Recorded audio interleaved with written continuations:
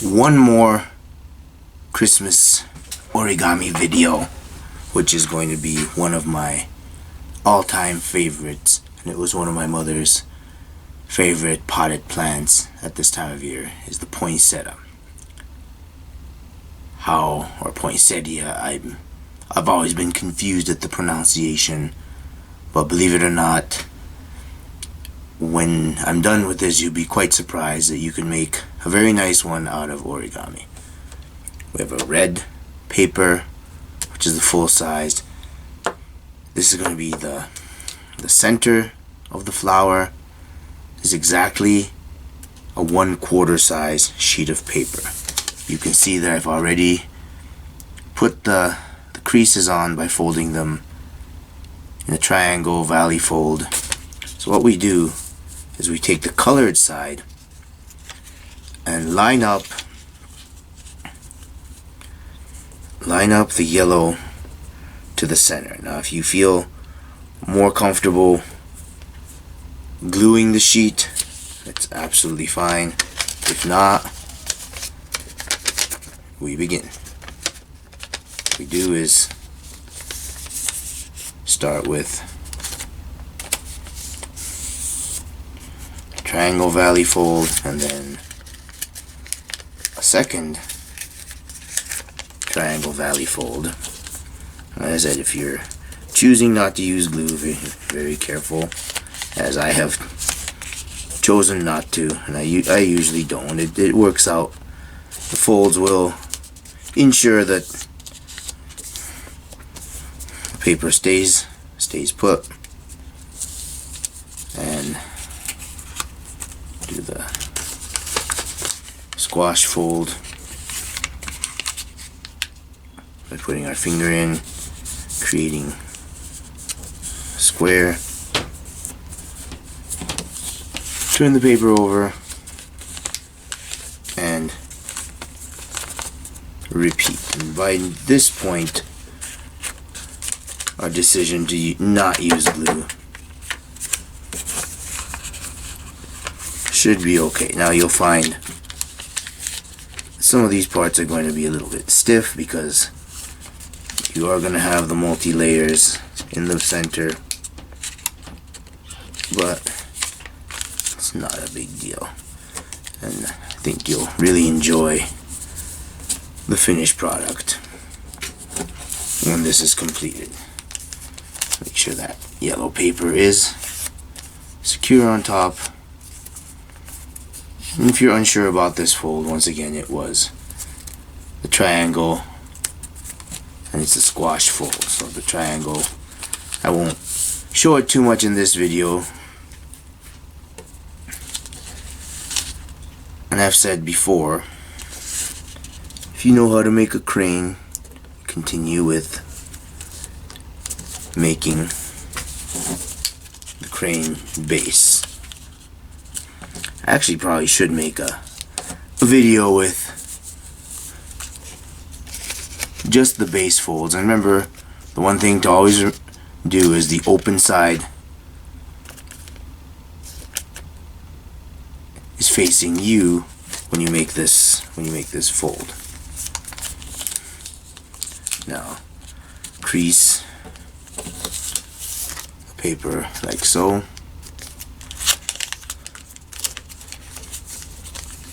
Undo all the folds and take the open side.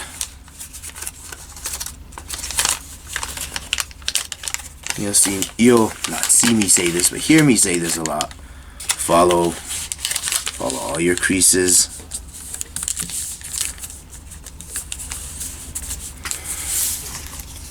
You have this shape. Repeat on the other side. So origami is, especially in the case of a flower like this, it's going to be symmetrical. If you do something on one side, you're bound to repeat it on the other.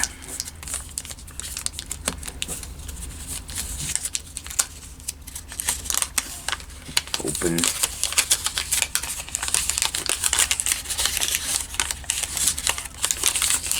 And again, follow your creases. Always very important, otherwise there's really no point in folding them in the first place, right? So make sure all the creases are followed and we have our base fold. So as we continue, I'm going to open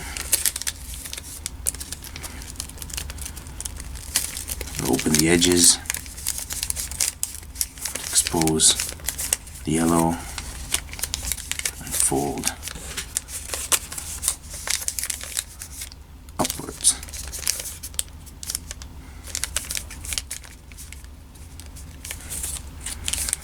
Now we're going to take these corners, just fold them up like this. See, these two are still there, so we're going to fold those up.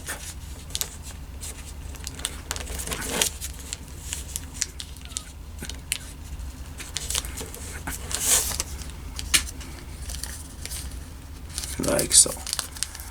Now, this is going to be the difficult part. The flower is ready to open, to bloom. I have to take our edges,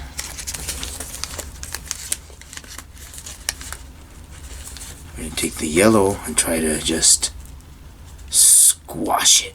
Squash it down, squash it down.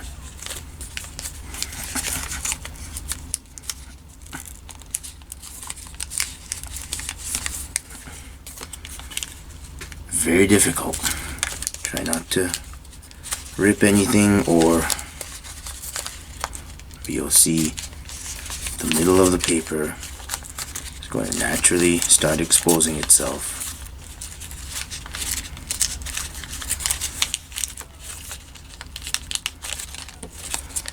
It's really hard when you're doing the actual flower because you've got the double layer paper. You have the yellow corners sticking out, which I think adds a pretty touch. Some instructions will tell you to tuck those in. I do not.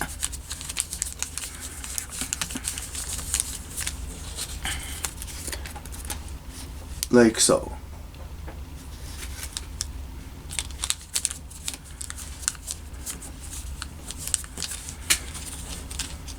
Turn the paper over.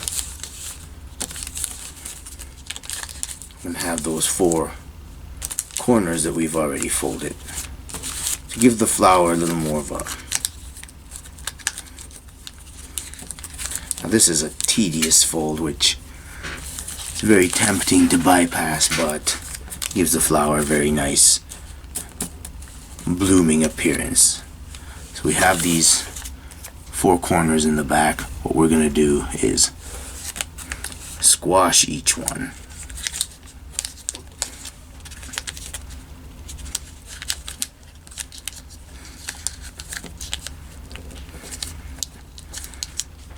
Squash it all the way,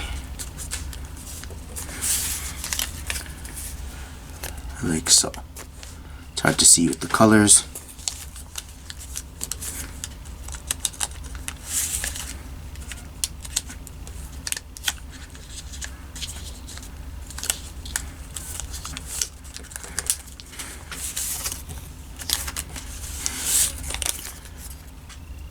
And repeat.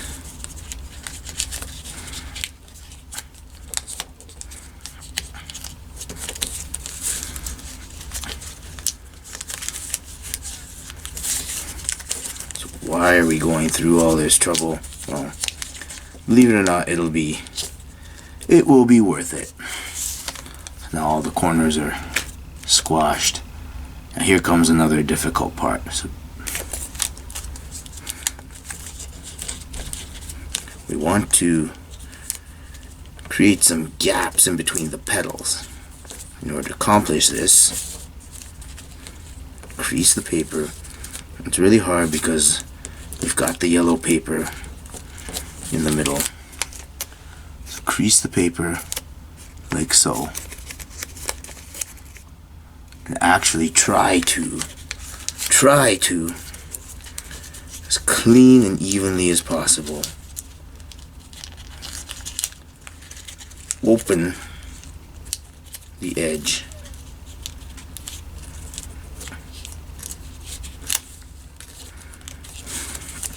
and perform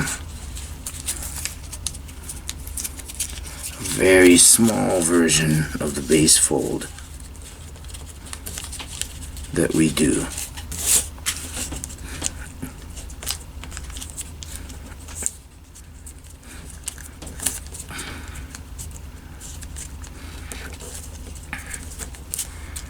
It's going to look like this. What that does, it creates a nice little gap in between the petals. Once again, we're going to have to repeat that fold 1, 2, 3. So we've repeated the fold 4 times. Very tedious, but worth it, and they actually do provide a function later on. So here we have the finished poinsettia. Now this, or poinsettia, this doesn't look quite finished, so sometimes what I will do is I'm going to put a little extra folds into this, give it a more flowery appearance, but that's not entirely necessary. Now what these do is I already have these pre-made. Is I took a darker green and a lighter green, combined them, and why I said these folds have a function is you can hook them into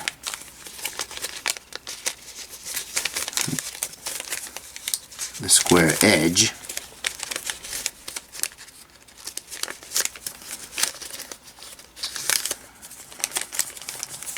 so it stays put, and then you can do the same with the actual flower using the back end.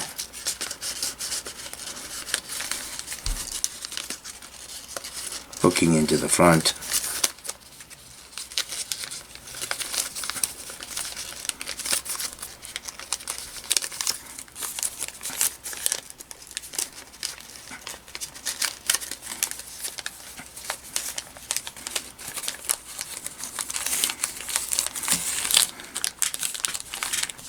Press down, and there you have it.